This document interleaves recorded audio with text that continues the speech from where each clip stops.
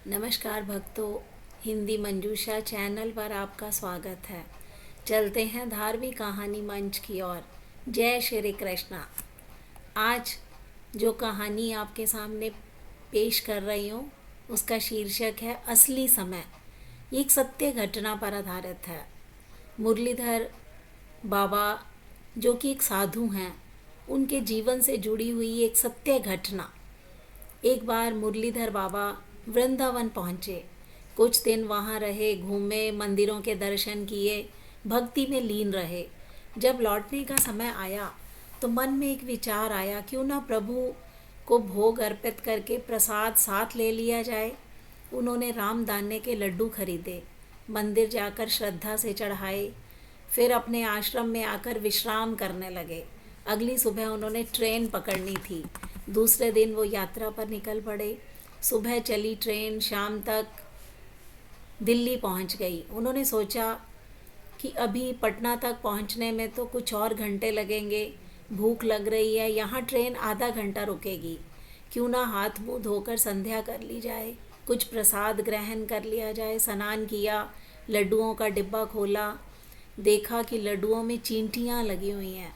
सावधानी से चींटियों को हटाया, एक दो लड्डू खा लिए, बाकी लड्डू सोचकर रख दिए कि बाद में किसी को प्रसाद के रूप में बांट देंगे।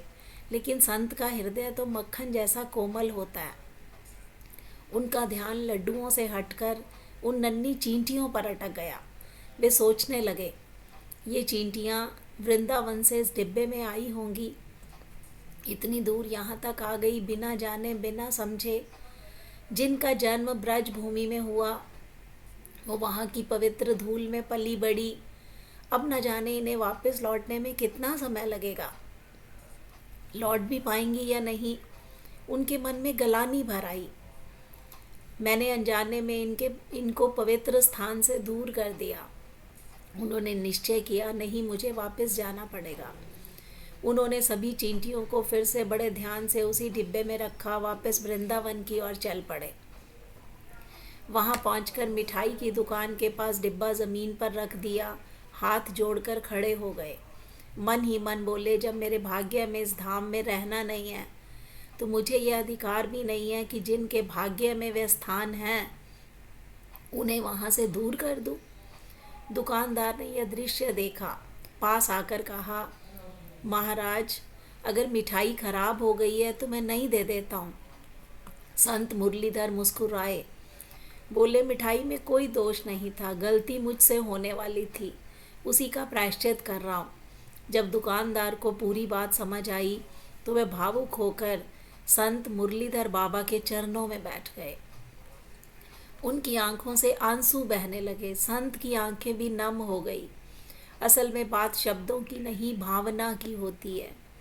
बात पवित्र मन की होती है। बात ब्रज भूमि की होती है। बात भगवान कृष्ण और राधा के प्रेम की होती है।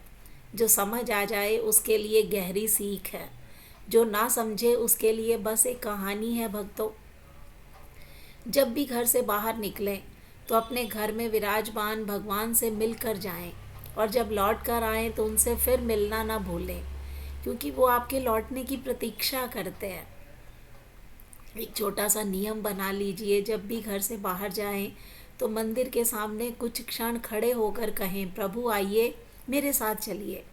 फिर से घर से बाहर कदम रखें, क्योंकि चाहे आपकी कलाई में कितनी भी महंगी घड़ी क्यों ना हो, लेकिन असली समय भगवान कृष्ण के हाथ में है। तो ये थी कहानी भक्तों, असली समय। हमें असली समय की पहचान करनी है। तो ये कहानी हमें असली समय की सीख दे सकती है। ये कहानी आपको कैसी लगी, इस पर अपनी प्रतिक्रिया दीजिए। हिंदी मंजूषा चैनल को सब्सक्राइब कीजिए। मिलते हैं अगली वीडियो में। जय श्री कृष्णा भक्तों।